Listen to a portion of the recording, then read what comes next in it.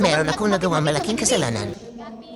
Hi, ako si Kulas, Shih Tzu, 4 kilo, hindi kriminal. Nasa pantalan ako noon, karga ni Mami na parang royalty na makasalubong ko ang isang tunay na canine. Matalino, seryoso, matikas, mukhang may benepisyo at retirement plan.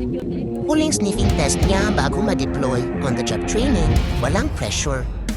Tapos, sinigot niya ako. Makinig kayo, ang amoy ko noon, tuyong isda, kumot ko, at kung ano kinain ko sa sahig na ipinagbabawal ni Mami.